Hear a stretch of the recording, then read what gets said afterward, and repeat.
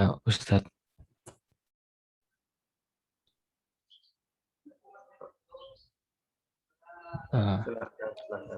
Baik. Assalamualaikum warahmatullahi wabarakatuh. Alhamdulillahirrabbilalamin. Wassalatu wassalamu ala asrafil anbiya'i wal mursalin wa ala alihi wa sahbihi ajma'in, amma ba'du. Terima kasih buat teman-teman serta Bapak Ibu yang telah menghadiri pengajian Jauharut Tauhid yang edisi ke-7. Langsung aja kita mulai tanpa membuang waktu, nanti takutnya malah lama. Monggo Ustadz bisa dimulai. Ustadz baik. Bismillahirrahmanirrahim. Assalamualaikum warahmatullahi wabarakatuh. Alhamdulillahirrahmanirrahim. Wassalatu wassalamu ala asyrafil anbiya'i wal mursalin Sayyidina wa maulana Muhammadin wa ala alihi wa sahbihi ajma'in, amma ba'du. Sama sekalian yang saya hormati, puji syukur kehadirat Allah Subhanahu wa taala. Pada kesempatan kali ini kita masih bisa bertemu bersama, ngaji bareng. Mudah-mudahan mendapatkan berkah dari Allah Subhanahu wa taala. Salat serta salam semoga tetap tercurahkan kepada junjungan kita Nabi Agung Muhammad sallallahu alaihi wasallam. Jemaah sekalian yang kami hormati, sebelumnya mungkin kita setel dulu Jauharut Tauhid untuk 30 bait saja. Silakan.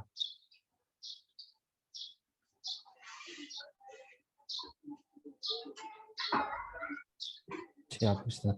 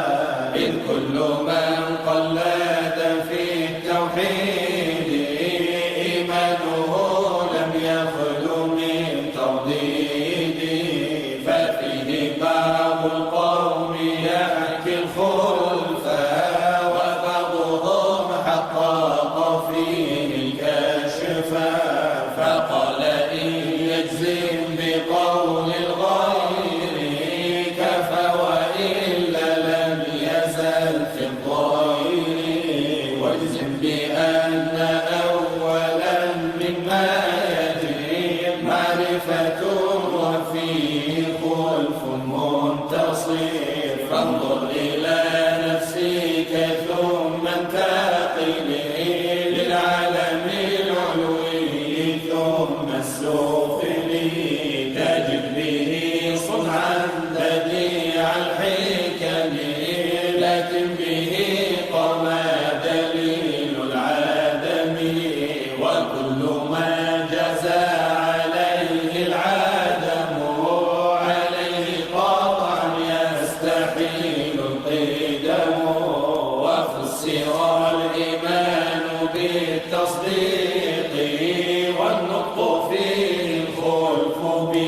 التحقيق فقيل شرط كالعمل وقيل بل شطر والإسلام اشرحن بالعمل مثال هذا الحج والصلاة كذا الصيام فدر والزكاة ورجحت زيادة الإيمان بما تزيد طاعة الإنسان ونقصه بنقصها وقيل لا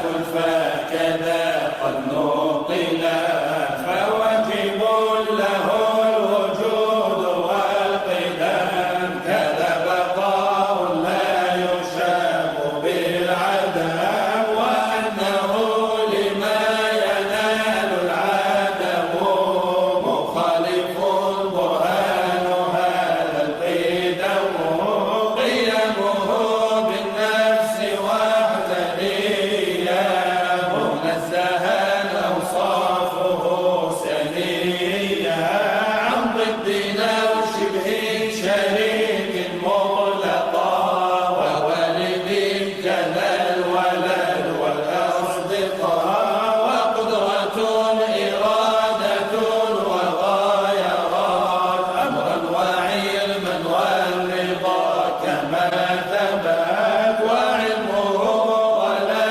يقال مكتسب فاتبع سبيل الحق واضرح الرياء حياته كذا الكلام السامع ثم البصر بذي أتانا السامع فهل له إدراك أو له خلف وعند قوم صح فيه الوقف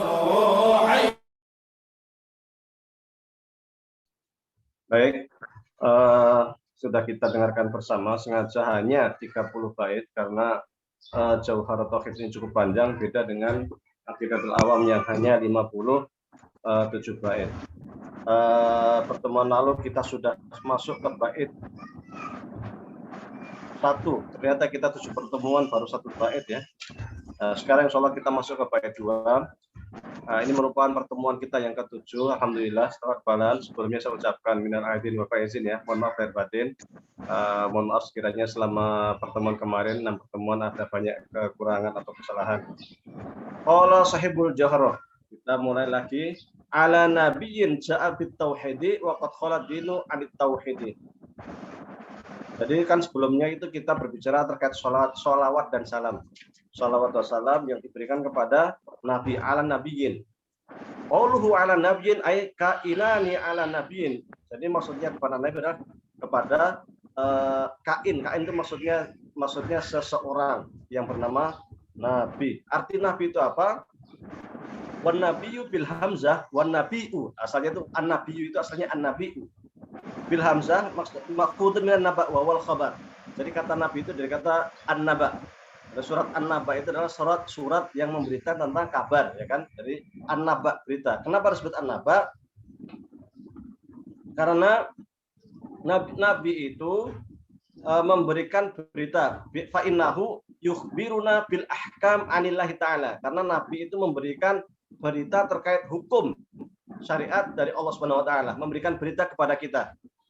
In kana rasulan au nabiyat aidan, baik rasul ataupun nabi. Jadi memang di sini ada nabi, ada rasul. Nah, nanti kita akan dijelaskan secara rinci di dalam buku ini apa perbedaannya nabi dan rasul. Fa in kana nabiyan faqat akhbarna bi annahu nabiyyun liyuhtaram au mukhbar bi fathiha li anna Jibril yukhbiruhu anillah. Jadi ada nabi, ada rasul. Pendapat pertama dikatakan bahwasanya nabi itu merupakan seorang yang mendapatkan wahyu Allah Subhanahu wa taala untuk dirinya dan tidak wajib disampaikan kepada orang lain. Meskipun demikian dia tetap disebut nabi karena dia mendapatkan berita dari Allah melalui malaikat yang diberikan kepada nabi tersebut. Sementara kalau rasul dari Allah ke malaikat ke nabi atau rasul kemudian kepada umatnya. Jadi perbedaannya nanti di situ. Tetapi baik nabi atau rasul dua-duanya merupakan manusia pilihan yang mendapatkan berita, makanya disebut nabi, an-nabi yang mendapatkan berita. Naba au makhudun minan nabwah. Yang pertama tadi naba, yang kedua nabwah. Apa nabwah? Wahya arifah, yaitu sesuatu yang mempunyai posisi tinggi. Li'annahu marfu'ur rutbah, karena yang namanya nabi itu posisinya sangat tinggi, sangat agung. Fa innahu ma min nabiyyin illa wa afdal min ummatihi. Kenapa dia disebut manusia utama? Karena nabi manapun juga tentu dia lebih utama dibanding umatnya.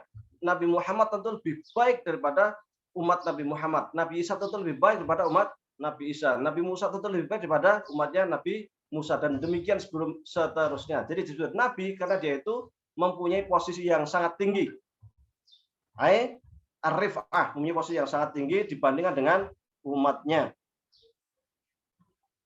Fa innahu ma min nabiyyin illa wa huwa afdal min ummati au rafi'un rubbah min man ittaba'u. Jadi dia mempunyai posisi yang lebih tinggi dibanding orang yang mengikuti nabi.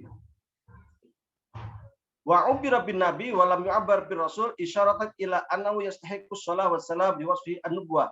Di sini disebutkan kata nabi ya di dalam bait ini, ala nabiyyin bukan ala rasulin. Disebut ala nabiyyin karena nabi itu memang lebih umum, dan dia yang sering kita bacakan sholawat kepada yang sering dibacakan sholawat adalah nabi. Shollu ala nabi, ya kan? Bukan kepada Rasul, tapi yang sering itu menggunakan kata Nabi.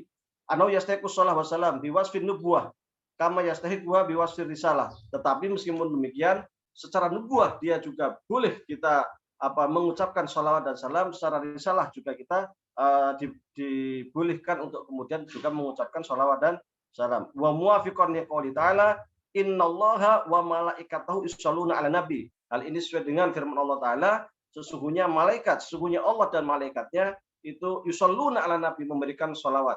Sebelumnya pernah kami terangkan terkait tentang bacaan sholawat, bahwasanya ketika Allah membacakan sholawat, kan di sini innallaha, sesungguhnya Allah yusholluna, membaca sholawat. Maksudnya Allah membaca sholawat adalah menurunkan rahmat.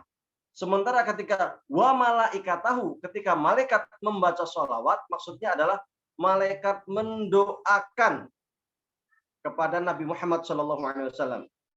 Yusholluna 'alan nabi. Ketika kita membaca salawat kepada Nabi Muhammad, berarti kita juga mendoakan. Jadi ini perbedaannya salawat dari Allah dengan salawat dari makhluk. Kalau salawat dari Allah maksudnya adalah menurunkan rahmat, sementara kalau salawat dari makhluknya maksudnya adalah memberikan doa keselamatan. Ta'rifun nabi wa rasul istilahan. Apa itu pengertian nabi dan rasul secara istilah? Wa urifu an-nabi bi annahu insanun zakarun hurrun min bani adam salimun munaffarun tab'an. Yang namanya nabi itu adalah manusia, insanun, manusia. Jadi tidak ada hewan jadi nabi, malaikat pun tidak ada, jin pun tidak. Jadi jin pun tidak ada jadi nabi. Nabi itu khusus manusia. Bi annahu insanun zakarun, laki-laki. Tidak ada perempuan yang menjadi nabi. Semua nabi harus laki-laki. Hurun, bebas. Bebas itu maksudnya bukan budak. Tidak ada nabi yang berasal dari kalangan budak. Makanya Nabi Musa ketika Bani Israel dijadikan budak, Nabi Musa tidak pernah menjadi budak. Sejak lahir itu sudah diselamatkan oleh Allah Subhanahu wa taala, di mana kemudian oleh ibunya dialirkan ke sungai, kemudian ditemukan oleh istrinya Firaun dan dirawat di dalam istananya Firaun, tidak menjadi budak. Padahal Bani Israel pada umumnya itu adalah budaknya Firaun, tapi khusus Nabi Musa tidak menjadi budak. Maka salah satu ciri Nabi itu adalah turun, bukan budak. Meskipun mungkin yang lainnya budak, tetapi Nabi Musa itu tidak menjadi budak. Ini adalah keistimewaan yang diberikan Allah Subhanahu wa taala kepada para nabi. Min Bani Adam. Bani Adam berarti anak turunnya Nabi Adam, bukan dari kalangan jin atau malaikat. Salimun, yang dia itu mempunyai fisik sempurna. Jadi tidak ada nabi itu yang katakanlah juling atau matanya buta, atau kecuali itu adalah kondisi tertentu yang itu merupakan tabiat manusia. Misal Nabi Yakub yang kemudian setelah tua buta seumpama, atau Nabi Ayub yang kemudian diberi ujian sakit kulit. Nah, itu lain lagi. Tetapi secara umum itu dia adalah manusia yang secara fisik dari lahirnya itu sempurna. Uhiya ilaihi, yang diberikan wahyu oleh Allah Subhanahu wa taala. Bisyar'in, dengan suatu syariat. Yu'mal bihi, yang bisa diamalkan. Jadi semua nabi itu diberikan wahyu oleh Allah Subhanahu wa taala untuk diamalkan. Akhlak, ya inti dari kerasulan kenabian itu kan akidah. Kemudian syariat, kemudian akhlak. Akidah itu apa yang kita yakini, syariat itu menjadi apa yang harus kita kerjakan, sementara akhlak itu menjadi etika kita ketika kita berhubungan dengan Allah Subhanahu wa taala, ketika kita berhubungan dengan sesama manusia, ketika kita berhubungan diri kita sendiri, dan ketika kita berhubungan dengan alam semesta. Itu merupakan akhlak. Semua wahyu-wahyu itu bisa diamalkan.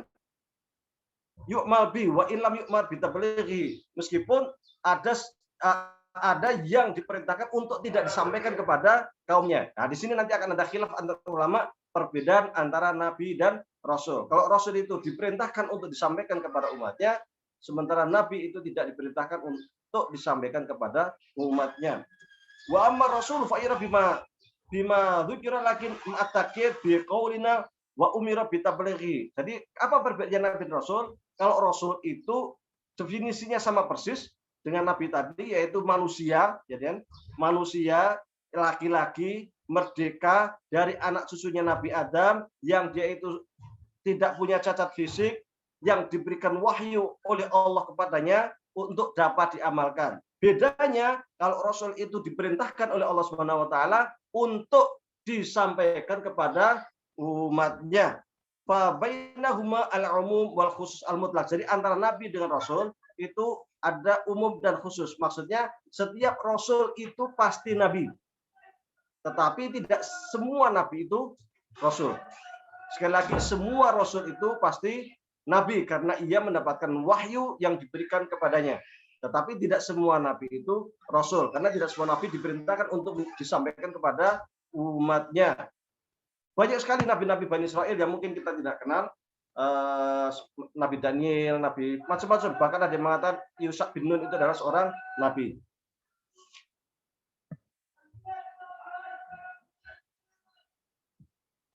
Li'anna kula rasulin nabiyun, karena semua rasul itu pasti nabi, wala aks, tetapi tidak sebaliknya. Belum tentu seorang nabi itu adalah rasul. Wa ju'ila ba'dhum ar-rasul a'am, qala li'anna rusul takunu minal malaikah. Tapi juga ada pendapat lain yang mengatakan bahwa rasul itu sifatnya umum, karena rasul itu artinya adalah utusan. Kalau utusan, malaikat juga bagian daripada utusan Allah Subhanahu wa taala. Seperti halnya malaikat Jibril merupakan utusan dari Allah Subhanahu wa taala yang diperintahkan untuk menurunkan, menyampaikan wahyu, dan demikian seterusnya.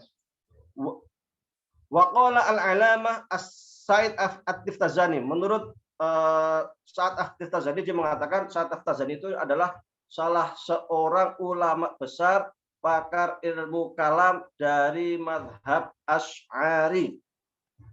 Tiftazani, dia mengatakan huma mutasawiyani. Menurut Tiftazani bahwasanya antara nabi dan rasul sesungguhnya tidak ada perbedaan. Nabi ya rasul, rasul ya nabi. Semuanya merupakan seorang yang mendapatkan wahyu oleh Allah Subhanahu wa taala untuk dirinya dan untuk umatnya. Itu menurut Tiftazani.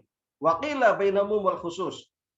Li'anna al-wajhi li'anna nabiyya faqat man uhiya ilaihi bisa in yu'mal bihi waqtas bihi. Wa rasulu faqat man uhiya ilaihi bisa in yu'mal bihi wa yuballighu li ghairihi. Jadi ada Tiftazani juga menukilkan pendapat kedua sama persis dengan pendapat yang saya sampaikan tadi, bahwasanya seorang nabi itu diperintahkan mendapatkan wahyu dari Allah, tidak diperintahkan untuk disampaikan kepada kaumnya, sementara rasul itu diperintahkan untuk disampaikan kepada kaumnya.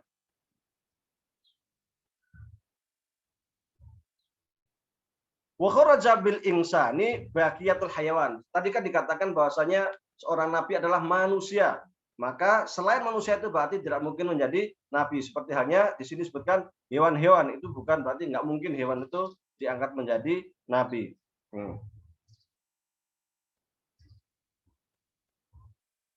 Di sini juga ada katakan bahwa fi kulli ummatin nadhirun, di mana anau fi kulli jama'atin minal hayawanat rasul. Jadi kalau ada yang mengatakan setiap hewan, setiap kelompok hewan kok ada rasul, itu tidak bisa diterima karena nabi itu ataupun rasul itu hanya untuk manusia. Bahkan sebagian mengatakan jin pun tidak ada nabi karena jin itu syariatnya mengikuti manusia. Maka jin ada yang Islam, ada yang kafir, ada yang Kristen, ada yang Yahudi, ada Buddha, macam-macam di kalangan jin. Jadi jin itu mengikuti manusia. Makanya derajat jin itu lebih rendah daripada manusia. Maka seburuk-buruk orang yang dia itu derajatnya lebih tinggi daripada jin, tetapi dia minta bantuan jin. Nah, ini kan merendahkan diri sendiri. Maka jangan sampai kemudian manusia itu meminta bantuan jin atau kedukun atau apa, karena sesungguhnya manusia itu lebih mulia daripada jin. Jin itu diperintahkan untuk mengikuti agama yang dibawa oleh para rasul, dan para rasul itu dari kalangan manusia. Kemudian di sini dikatakan wa kharaja bil hur ar-raqiq. Jadi kalau disebutkan tadi bahwasanya seorang nabi adalah manusia merdeka, maka budak tidak pernah menjadi nabi. Wa kharaja bi qaulina min bani Adam al-jin wal malaikah bin'an ala anna insana ma'khudun min nus wa at-taharruk. Disebutkan bahwasanya nabi itu dari bani Adam. Karena dia bani Adam, maka jin dan malaikat itu tidak disebut dengan nabi. Nasun ittaharrak fa yusmalu al-jin wal malak wa yahtaju ila ikhraji bi batakar. Karena tadi sudah disebutkan bahwasanya nabi itu harus berada dari kalangan manusia, maka jin dan malaikat itu tidak masuk ke dalam, tidak mungkin untuk diangkat menjadi nabi. Wala yaruddu qaulu ta'ala ya ma'syaral jinni wal insi alam ya'tikum rusulun minkum. Jadi dalam Al-Qur'an dikatakan wahai semua jin dan manusia, bukankah aku telah mengutus para rasul dari kalanganmu, li'anna ma'nahu wallahu alam ya'tikum rusulun min ba'dikum wa hum al-ins. Jadi maksud dari ayat ini, wahai bangsa jin dan manusia, apakah engkau tidak ingat bahwasanya saya telah mengutuskan seorang rasul? Maksudnya adalah seorang rasul dari kalangan manusia. Jadi bukan berarti jin itu ada rasul, tapi maksudnya adalah bukankah kami telah mengutuskan seorang rasul dari kalangan manusia untuk kamu? Nah. Au al-murad bi rusulil jin as-sufara minhum. Bisa jadi rasul di sini di kalangan jin adalah seorang jin yang dia itu kemudian masuk Islam, kemudian dia itu menjadi duta atau menjadi seorang mubaligh di kalangan jin. Jadi yang disebut rasul di kalangan jin maksudnya adalah para dai-dai dari kalangan jin. Apakah ini pernah terjadi? Pernah.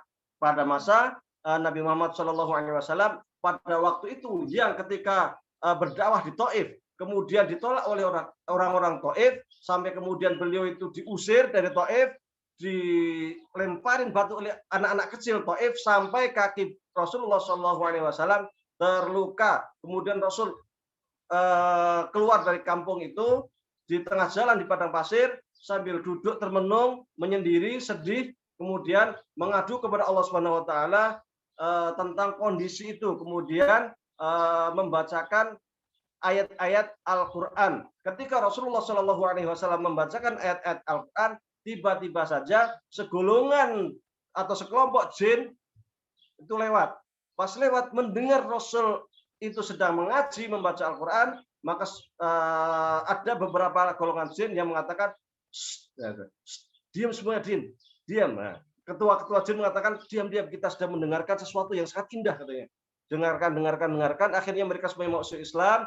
Dia mengatakan di dalam surat jin lengkap diterangkan, kita beriman kepada apa yang disampaikan oleh Nabi Muhammad SAW. Kemudian para jin-jin ini yang setelah masuk Islam ini pergi ke kaumnya dan mereka menjadi mubaligh di kalangan para jin.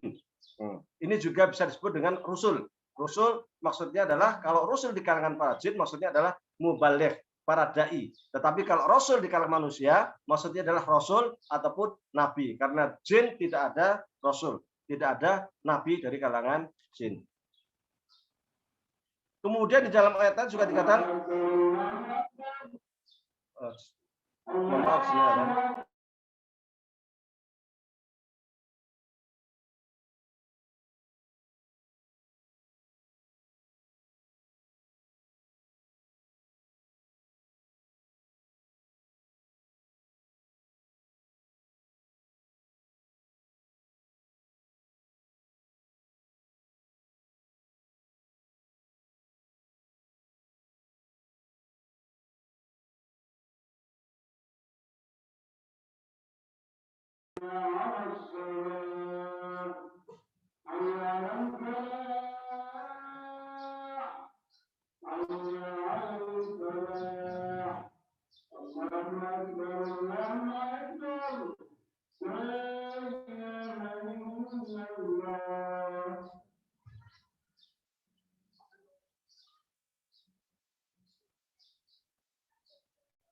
Baik, kita lanjutkan.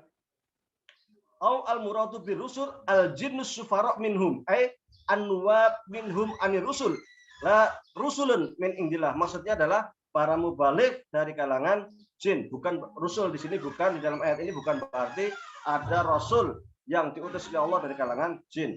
Di dalam ayat ini dikatakan Allahu yastofa minal malaikati rusulan. Bahwasanya Allah itu memilih dari kalangan malaikat itu rusulan, utusan. Li'anna ma'na wallahu a'lam annahum sufara bainallahi wa bain anbiya'ihi yuballighuhum anillahi ta'ala asyara'i. Jadi yang disebut di ayat ini bahwa Allah juga mengutus dari kalangan malaikat itu apa? Rusulan, para rasul. Nah, yang dimaksud utusan rasul dari kalangan malaikat bukan berarti di kalangan malaikat itu ada nabi dan rasul, bukan.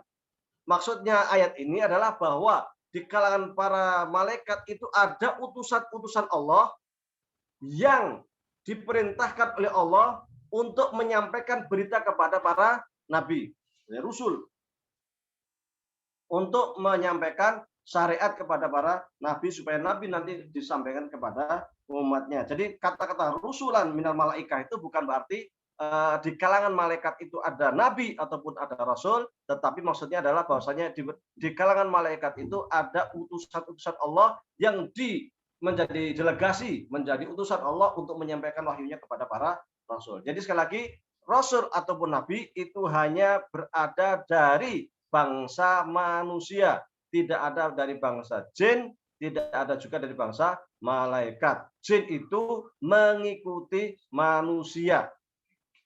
Jadi itulah tingginya manusia. Memang manusia itu manusia sempurna, telah diciptakan oleh Allah Subhanahu wa taala sebagai makhluk yang sempurna.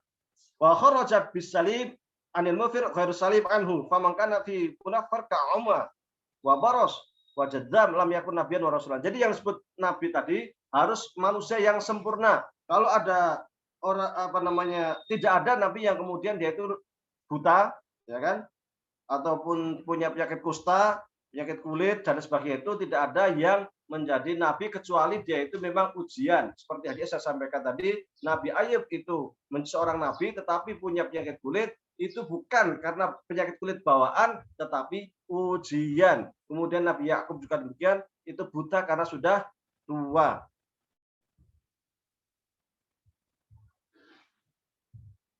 Oke. Adadul anbiya wa rasul. Berapa sih jumlah nabi dan rasul? Waqad ikhtalafa fi adadil anbiya faqila mi'ah alf wa arba wa isruna alfan. Jadi ada yang mengatakan jumlah nabi itu mi'atu alfin, 100.000, 124.000. Jadi jumlah nabi itu 124.000. Waqila mi'atani alfin wa arba wa isruna alfan. Jadi ada yang mengatakan 224.000. Oh, banyak sekali ya. Jadi jumlah nabi itu sangat banyak. Ada juga yang mengatakan berapa jumlah rasul? Waqtalafa aidan fi adadir rusul minhum faqil. Ada yang jumlah rasul sebagaimana jumlah nabi juga terjadi perbedaan pendapat di kalangan para ulama. Jumlah rasul juga terjadi perbedaan pendapat. Ada yang mengatakan salah satu miatin wal salah satu asyara. Ada yang mengatakan jumlah rasul itu 313.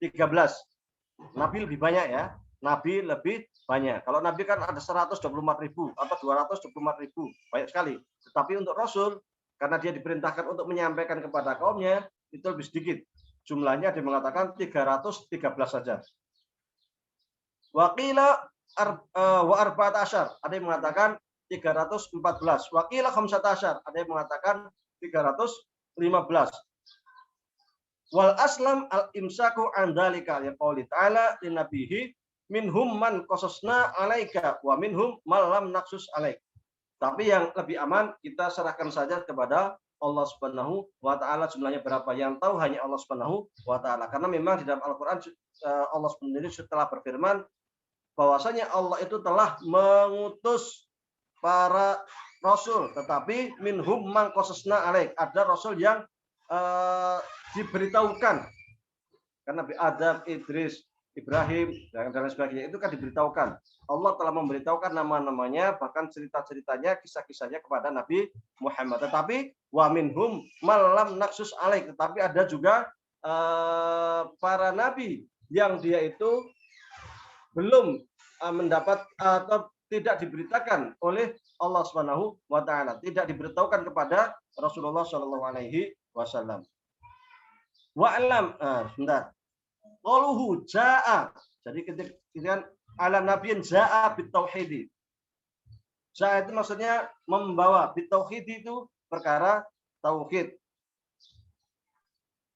Hadis wasfatul nabi kama huwa qaida min annal jumal ba'da dzikra sifatun wa ba'da ma'rif al-ahwal wa qad khalat dinu anit tauhid li annahu halu min fa'il syari' wal hal qayyidun fi amliya fasadat as-sifat bi hadzal i'tibar mukhassasan lil mawsuf wa qasiratun lahu 'ala nabi li annahu lam ya'ti nabiyyun bitauhid fi hali khuluddin anita illa nabi Muhammad sallallahu alaihi wasallam.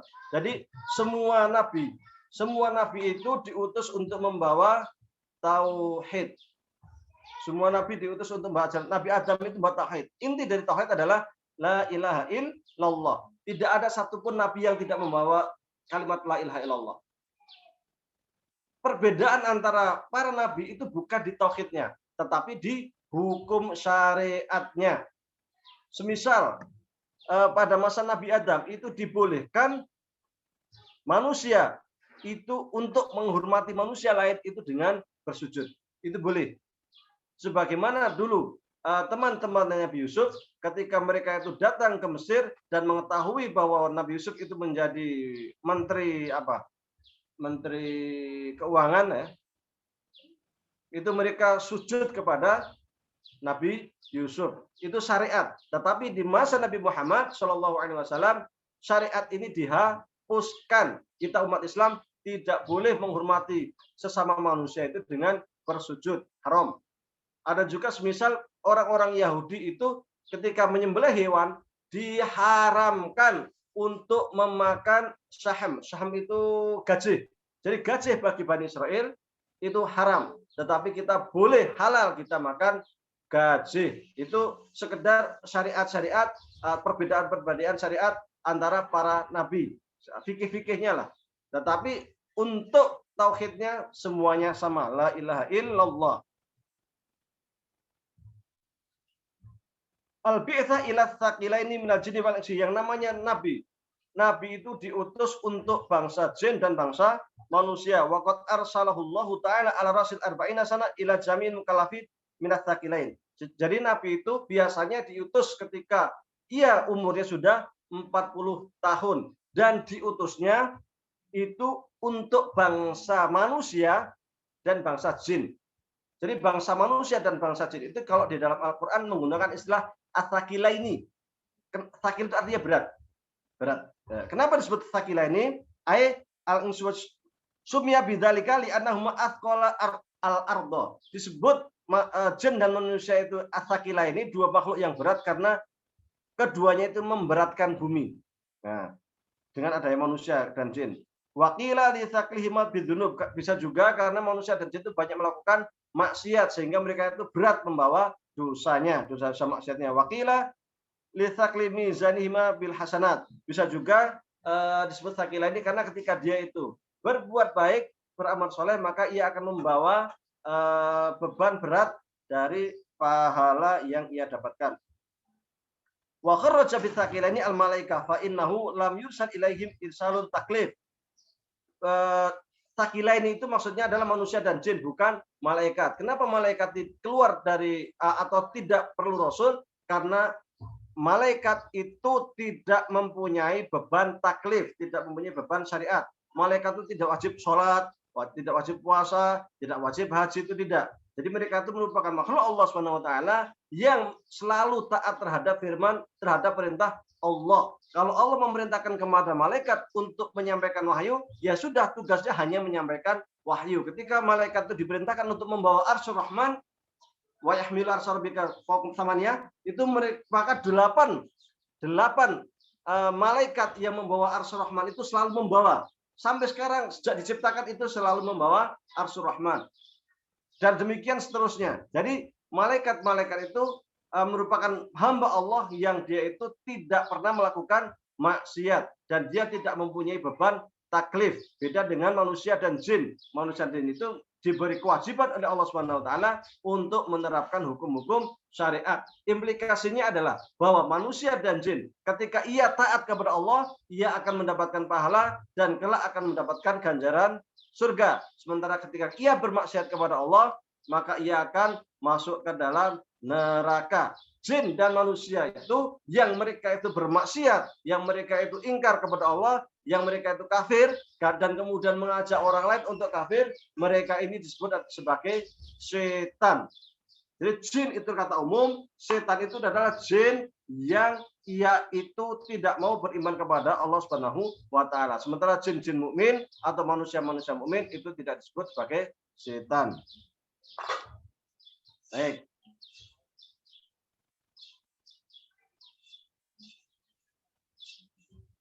Bal arsala ilaihim irsalut tasyrif. Tetapi para malaikat itu mereka diutus itu sebagai sebuah kepenghormatan. Li'anna ta'atahum jubliyah la yukallafu nabiyya, karena malaikat itu memang dari sananya itu oleh Allah Subhanahu wa taala sudah dituliskan atau sudah distempel atau sudah diciptakan demikian untuk taat. Jadi memang malaikat itu sejak awal diciptakan itu untuk taat, bukan untuk bermaksiat. Beda dengan manusia dan jin, mereka itu diciptakan itu punya sifat iradah, punya sifat keinginan, punya sifat pilihan, sehingga manusia itu bisa memilih jalan yang baik, bisa memilih jalan taat, tetapi juga bisa memilih jalan maksiat. Ini tentu berbeda dengan malaikat.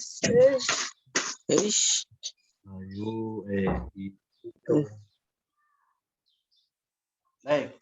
Kemudian wakala mereka marjau jami'ul muhaqqaq kasuki wa matabi waratu ala dzikri khalqan wa barah. Nah, wa ta'bir bi ra'si arba'in yufidu anau bu'itha inda istikmaliha min ghairi ziyadatin wala naqsin.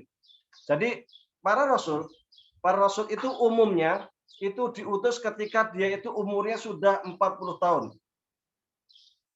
Walakin hadza la yatimu illa law kana fi syuhuril widar damal anal masyhur annahu wulida fi rabiul awal wa bu'itha fi ramadan falahu hinal bil 40 sana wa nisf sana. Jadi Nabi Muhammad itu kan dia itu pertama kali lahir pada bulan Rabiul Awal. Sementara diangkat menjadi rasul itu pada bulan Ramadan. Maka Rasulullah SAW itu menjadi nabi tidak pas 40 tahun tetapi 40 tahun lebih 6 bulan. Ini dibilang arba'una sanah wa nisf sanah. Jadi 40 tahun dan 6 bulan. Ingkan nabi fi Ramadan al-waqi batasan al-mutafammiman li arba'ina aw 39 wa nisf ingkan nabi fi Ramadan al-waqi fi atas sana al-mutamin arba'in. Fa maqal arba'una sanah ulghiyal kasr al-awwal wa jubbirahu al-thani wa qala ba'dhum kana ibtidaulahi bil manam fi rafin wa makata sitta asyur kadzalik. Tetapi ada juga yang mengatakan bahwasanya pertama kali Nabi Muhammad itu mendapatkan wahyu itu pada bulan Rabiul Awal. Jadi ketika pas 40 tahun itu mendapatkan wahyu, waktu itu wahyunya melalui tidur. Tetapi setelah itu tidak mendapatkan wahyu lagi sampai 6 bulan. Nah setelah 6 bulan pas bulan Ramadan itu turunlah wahyu Iqra itu. Sehingga kalau menurut pendapat ini pas Nabi Muhammad SAW itu mendapatkan wahyu pas umur 40 tahun. Jadi pada bulan Rabiul Awal itu sudah mendapatkan wahyu, tetapi belum diperintahkan untuk menyampaikan apapun.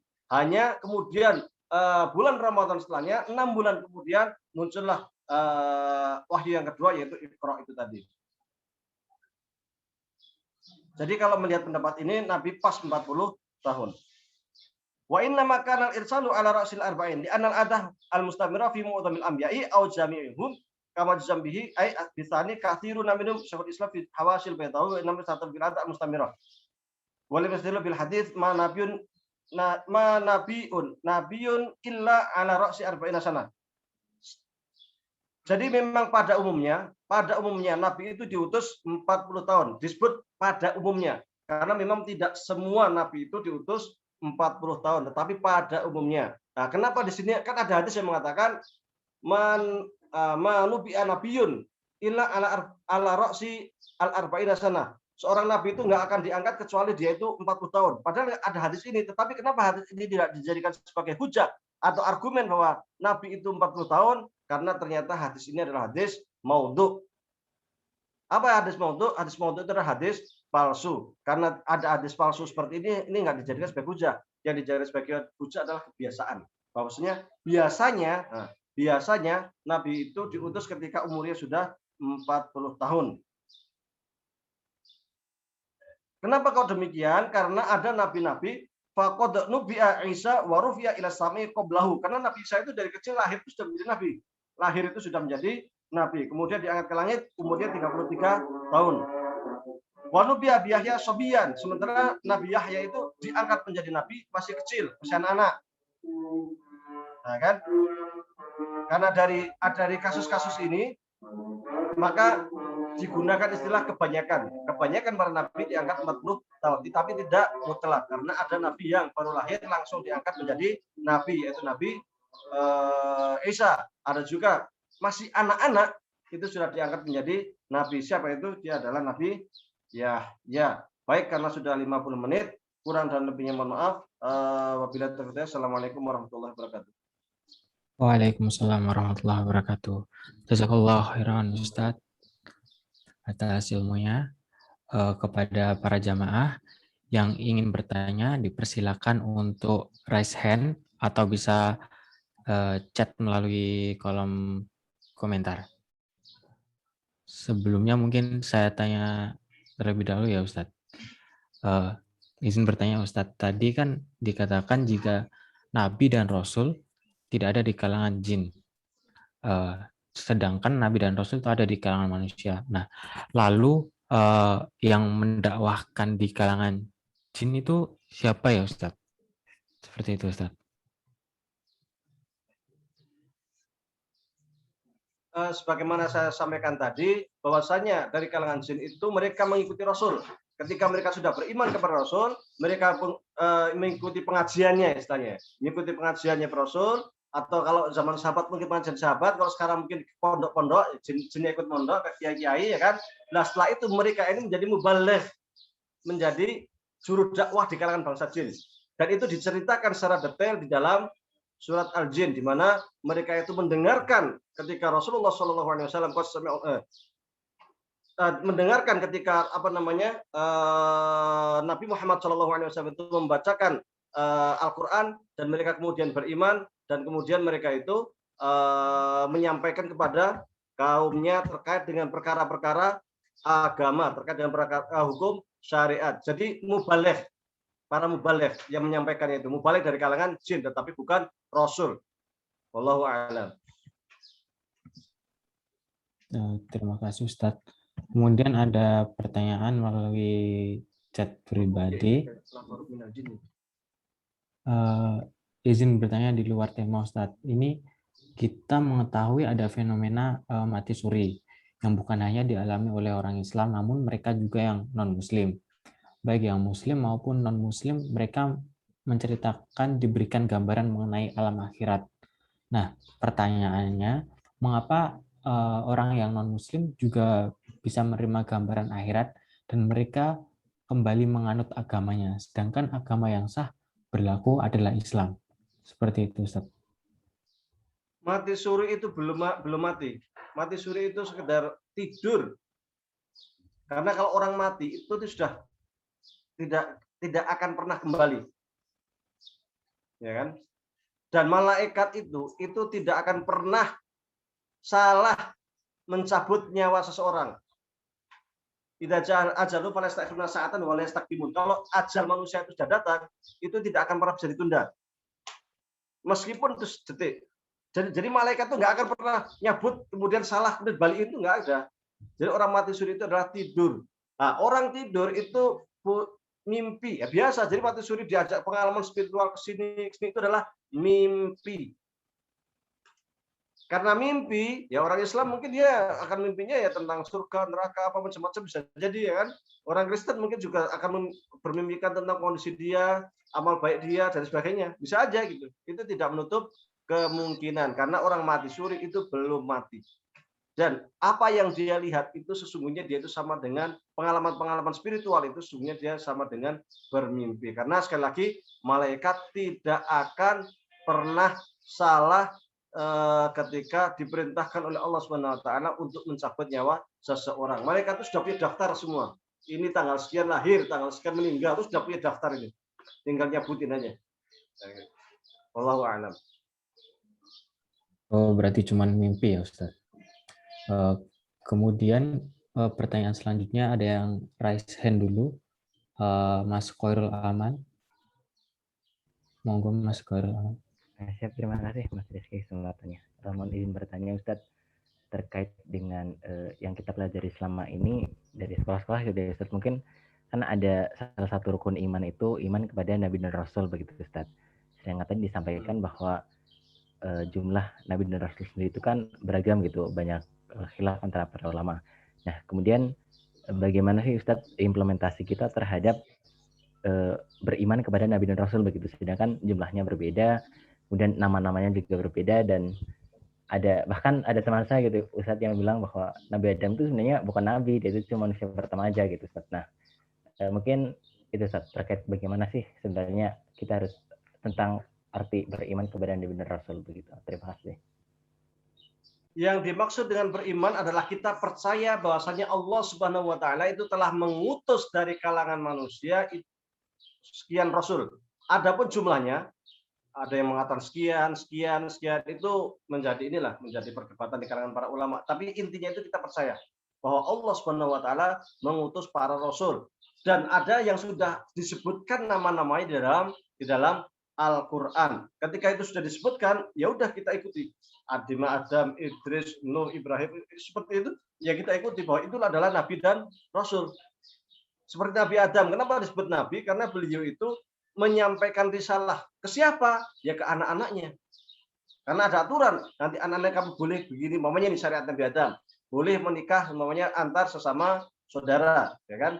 Kemudian mereka diwajibkan untuk berkorban, sebagaimana Qabil dan Habil, mereka itu diperintahkan untuk berkorban. Ini kan perintah dari Allah kepada anak-anaknya, wahyu dari Allah kepada anak-anaknya, sehingga Adam itu disebut nabi dan rasul karena dia juga mendapatkan wahyu dari Allah Subhanahu wa taala dan diperintahkan untuk disampaikan kepada umatnya, karena umatnya pada waktu itu adalah anak-anaknya, ya udah anak-anaknya saja kan seperti itu. Tetapi kan prinsipnya sama, yaitu berwasiat kepada anaknya untuk la ilaha illallah, dan kemudian juga membawa syariat pada waktu itu. Tentu syariatnya Nabi Adam berbeda dengan syariatnya Nabi Muhammad Shallallahu Alaihi Wasallam. Syariatnya Nabi Muhammad mengharamkan menikah sama saudara kandung, sementara syariatnya Nabi Adam masih membolehkan. Wallahu a'lam.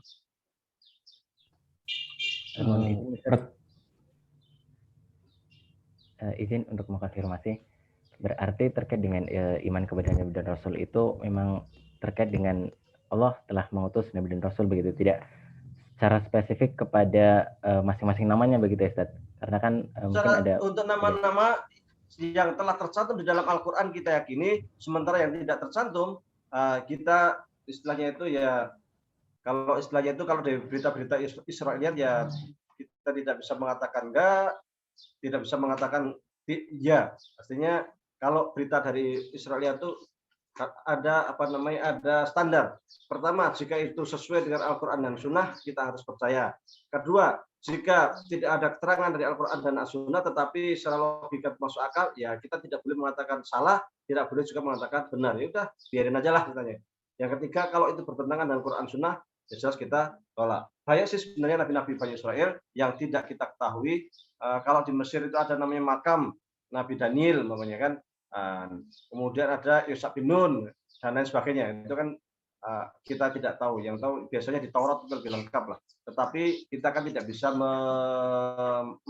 membenarkan apakah nama-nama nabi yang disebut dalam Taurat itu pasti benar, pasti sebagai nabi, kan kita tidak bisa mengetahui itu. Karena di dalam Al-Quran sendiri dikatakan sebagiannya kami ceritakan ya kan, dan sebagian lagi tidak kami ceritakan. Ya udah, kita pasrah saja, serahkan sama Allah Subhanahu wa taala. Yang penting kita beriman, percaya, dan kita yakin banget terhadap risalah Nabi Muhammad, kemudian kita bisa mengamalkan apa yang disyariatkan kepada Nabi Muhammad SAW untuk umatnya. Wallahu a'lam. Jazakallahu khairan Ustaz. Baik Ustadz, pertanyaan selanjutnya ada di kolom komentar oleh Mas Abdur Rauf Iqbal. Assalamualaikum Ustadz. Pertanyaan yang pertama, ada pendapat bahwa Rasul pertama itu Nabi Nuh. Mohon penjelasannya Ustadz. Kemudian pertanyaan yang kedua, jika Nabi tidak berkewajiban menyampaikan wahyu kepada umatnya, bagaimana dakwah seorang Nabi dalam memperbaiki umatnya? Terima kasih Ustaz. Baik. Terkait Nabi Nuh, itu ada yang mengatakan Nabi Nuh karena memang Nabi Nuh itulah Nabi yang pertama kali menyuarakan terkait dengan tauhid berhadapan dengan orang-orang yang menyembah berhala. Karena sebelum Nabi Nuh itu tidak ada yang sampai menyembah berhala itu. Yang sesatnya sampai seperti itu. Tetapi Nabi Nuh itu sudah menghadapi kaumnya yang menyembah berhala. Nah, zaman Nabi Adam itu belum. Idris itu belum. Nah, maka ada yang mengatakan seperti itu. Kemudian yang kedua tadi apa? Pertanyaan kedua apa itu? Yang pertanyaan kedua tentang jika Nabi tidak berkewajiban menyampaikan wahyu kepada umatnya, bagaimana dakwah seorang Nabi dalam memperbaiki umatnya? Jadi Nabi itu ada yang mengatakan memang tidak diberi kewajiban, tetapi ada juga yang mengatakan dia itu yang paling penting. Ciri seorang nabi itu adalah dia tidak membawa syariat baru. Kayak Yusuf bin Nun itu tidak membawa syariat baru. Dia ya mengajarkan Taurat saja yang dibawa Nabi Musa. Itu yang diajarkan kepada kaumnya. Tetapi andai pun dia tidak menyampaikan kepada kaumnya, dia tidak berdosa karena dia tidak punya beban taklif untuk menyampaikan kepada kaumnya. Tetapi umumnya itu mereka menyampaikan, tetapi yang jelas tidak membawa syariat baru. Berbeda dengan Rasul yang mereka itu sering membawa syariat baru. Wallahu a'lam. Nah, terima kasih Ustadz. Kemudian pertanyaan selanjutnya oleh Apin Nuri. Assalamualaikum Ustadz. Bagaimana yang dikatakan Ustadz tadi bahwa Nabi dan Rasul terlepas dari sifat tercela, kecuali sebagai ujian seperti Nabi Ayub yang diuji gatal sampai dihindari banyak orang. Tapi ada yang mengatakan juga bahwa kisah Nabi Ayub itu salah karena kembali pada sifat Nabi tadi terlepas dari sifat celah. Mohon penjelasannya Ustaz. Terkait Nabi Ayub itu sudah diceritakan di dalam Al-Quran. Semua yang berita-berita yang berdasarkan Al-Quran kita terima. Jadi bukan berarti kisah-kisah itu Israeliat, bukan, tetapi itu ada ceritanya. Ketika sudah disebutkan oleh Al-Quran kita terima. Itu aja. Wallahu a'lam. Terima kasih Ustadz. Kemudian ada pertanyaan lagi dari Macan Drakia. Assalamualaikum Ustadz. Kata Ustadz tadi semua nabi itu tauhidnya sama. Berarti apakah semua pengikut dari para nabi terdahulu bisa disebut sebagai Islam, sedangkan Islam dibawa oleh Nabi Muhammad SAW? Semua nabi itu bertauhid dan semua nabi itu Islam. Surat Al-Baqarah diceritakan seperti itu. Jadi kemudian muncul nisbat itu apa ya? Semacam umpamanya Yahudi itu dinisbatkan kepada Yahuda. Kemudian orang Israel Kristen dinisbati pada tempat atau dinisbati kepada Nasoro. Nasoro itu nama tempat di Palestina. Pengikut Nabi Isa karena tempat diutusnya itu daerah Nasoro, maka kemudian dinamakan Nasrani. Nasrani itu bukan agama, tapi nisbat tempat di mana Nabi Isa itu diutus. Sementara Yahudi itu nisbat kepada orang yang bernama Yahuda. Nah, seperti itu. Atau tempat yang disebut Yahuda dan sebagainya. Tapi bukan agama. Adapun agama, semua para nabi agama Islam. Tauhidnya sama. Tetap tidak ada paham Trinitas. Trinitas dalam Injil itu mulai diputuskan tahun 325 Konferensi Nicea Roma pada masa Romawi. Jadi sesungguhnya di dalam, kalau kita merujuk kepada sumber-sumber asli yang mungkin belum banyak dirubah seperti Injil Barnabas itu banyak sekali kemiripan dalam Injil Barnabas dengan Al-Quran. Nah, Barnabas itu konon adalah salah satu dari muridnya Nabi Isa atau salah satu hawari. Nah, itu Injilnya itu sangat dekat dengan ajaran di dalam Al-Quran. Dia juga menolak Isa itu disalib, bahkan di dalam Injil Barnabas, tapi saya membacanya dari versi yang berbahasa Arab. Itu waktu Nabi menjelang waktu fitnah bahwasanya Nabi Isa disalib kemudian dibunuh, itu Bani Israel bahkan pengikutnya Nabi Isa sendiri itu mengira Nabi Isa sudah disalib gitu. Tetapi kemudian waktu malam-malam tiba-tiba aja dari langit itu dibawa oleh malaikat Nabi Isa turun menemui Barnabas, kemudian memerintahkan kepada Barnabas untuk malam berikutnya meminta kepada Sayyidina Maryam dan para pengikutnya kaum Hawarin untuk kumpul sebelum Nabi Isa diangkat lagi ke langit. Kemudian hari Sabtunya malam turunlah Nabi Isa, kemudian menceritakan siapa yang disalib sesungguhnya, ajarannya apa, ikuti macam-macam itu, baru kemudian Nabi Isa diangkat lagi ke langit. Dan itu diceritakan di dalam Injil Barnabas. Jadi tidak ada Nabi Isa kok disalib, tetapi di situ disebutkan Nabi Isa itu diangkat ke langit. Dan banyak sekali cerita-cerita lain yang itu masih dekat dengan apa yang dicantumkan di dalam Al-Quran. Wallahu a'lam. Oh, berarti hakikatnya semua manusia itu beragama Islam gitu ya Ustaz ya? Bukan semua manusia beragama Islam, semua nabi itu membawa ajaran Islam. Kemudian ada pertanyaan lanjutan dari Mas Chandra Kia. Pertanyaan kedua mengenai tadi bahwa semua nabi itu sempurna, Ustaz. Nah, di lain sisi ada pernyataan bahwa manusia itu tidak ada yang sempurna. Mohon penjelasannya, Ustaz. Mohon maaf. Saya ulangin lagi, Ustaz. Pertanyaan kedua itu mengenai bahwa semua nabi itu sempurna. Di lain sisi ada pernyataan bahwa manusia itu tidak ada yang sempurna. Mohon penjelasannya, Ustaz. Oh ya, maksudnya sempurna di sini adalah sempurna dari fisik. Sempurna. Adapun yang pertama, yang kedua, sempurna dari sisi bahwa beliau itu maksum. Tetapi bukan berarti sempurna secara mutlak, karena sempurna secara mutlak itu hanya Allah Subhanahu wa Ta'ala. Apa bukti bahwa Nabi tidak sempurna juga? Maksudnya Nabi Adam pernah melakukan kesalahan waktu memakan buah khuldi di surga. Nabi Musa pernah tidak sengaja membunuh orang Mesir. Nabi Muhammad SAW juga pernah ditegur oleh Allah beberapa kali, malah ditegur dalam Al-Quran. Di antaranya ketika ketika ada orang yang datang, orang buta, yang kemudian waktu itu Rasulullah SAW sedang berdakwah kepada pembesar Quraisy, yang buta itu namanya Abdullah bin Umi Maktum, meminta untuk diberi petunjuk tentang Islam. Nabi Muhammad melengos, maka ditegur oleh Allah itu. Jadi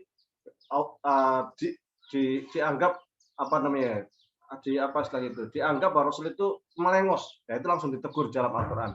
Termasuk Rasul juga pernah ditegur ketika beliau itu ada istri-istrinya yang bersepakat untuk istilahnya itu ngerjain, karena ada cemburu kan, istrinya kan banyak, akhirnya karena Rasul suka ke istri yang satu ini, udah kasih ini aja, kasih madu, nanti apa setelah itu Rasul mengatakan udahlah kalau gitu saya nggak akan minum madu lagi ke istri saya yang namanya ini, karena dan sebagainya lah.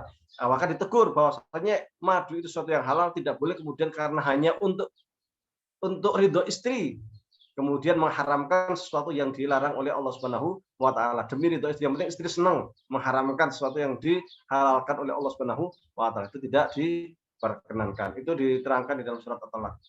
Wallahu a'lam. Jazakallah khairan Ustaz. Pertanyaan tadi sekaligus menutup acara pada kajian hari ini. Semoga ilmunya dapat diterima dan dimanfaatkan untuk kelak. Kemudian izin mengingatkan pada para jamaah, bagi yang ingin melihat rekaman tayangan bisa melalui YouTube channel kami, yakni FKMM PKN STAN, atau bisa mengikuti berita-berita menarik lainnya dengan cara memfollow IG @stanmu.id. Untuk menutup pengajian malam ini, mohon izin Ustadz berkenan menutup dengan doa agar mendapatkan berkah dan mendapatkan ilmu yang bermanfaat. Baik, mari kita beristighfar. Astaghfirullahaladzim, alladzi la ilaha illa huwal hayyul qayyum, astaghfirullahaladzim, alladzi la ilaha illa huwal hayyul qayyum, astaghfirullahaladzim. Allahumma shalli ala sayyidina Muhammadin fil awwalin, Allahumma shalli ala sayyidina Muhammadin fil akhirin, Allahumma shalli ala sayyidina Muhammadin fil mala'il a'la yaumil. Allahumma rabbana taqabbal minna salatana wa siyamana wa ruku'ana wa sujudana wa tadarru'ana wa takhashshana wa ta'abbudana wa tammim taqsirana ya Allah ya rabbal alamin. Rabbana dhalamna anfusana wa illam taghfir lana wa tarhamna lanakunanna minal khasirin. Rabbana ighfir lana dhunubana wa liwalidayna warhamhuma kama rabbayana shaghira. Rabbana inna nas'aluka ilman nafi'an wa 'amalan mutaqabbalan wa rizqan halalan thayyiban. Allahumma inna na'udzubika min ilmin la yanfa' wa min qalbin la yakhsha' wa min nafsin la tasfa' wa min du'ain la yustajab laha. Allahumma inna nas'aluka salamatan fid din wa afiyatan fil jasadi wa ziyadatan fil ilmi wa barakatan fil rizqi wa taubatan qabla maut wa rahmatan 'indal maut wa maghfiratan ba'dal maut. Allahumma hawwin 'alaina fi sakaratil maut wa najjina minan nari wal 'afwa wal hisab. Allahumma a'inna 'ala dzikrika wa syukrika wa husni ibadatik. Allahumma ajirna minan nar, Allahumma ajirna minan nar, Allahumma ajirna minan nar. Allahumma innaka 'afuwun karimun halimun tuhibbul 'afwa fa'fu 'anna. Rabbana atina fid dunya hasanah wa fil akhirati hasanah wa qina adzabannar. Wa sallallahu ala sayyidina Muhammadin wa ala alihi wa sahbihi wasallam. Subhanaka rabbika rabbil izzati amma yasifun wa salamun alal mursalin walhamdulillah. Amin. Barakallah Ustaz. Terima kasih Ustaz. Semoga keberkahan selama pengajian di majelis ini kita dapatkan. Akhir kata, saya Ahmad Rizky selaku panitia yang bertugas pada hari ini. Mohon maaf apabila ada kendala atau sesuatu yang kurang berkenan bagi para jamaah. Sekiranya sekian, nasrul minallah wa fathun qarib wa basyiril mu'minin fastabiqul khairat. Wassalamualaikum warahmatullahi wabarakatuh.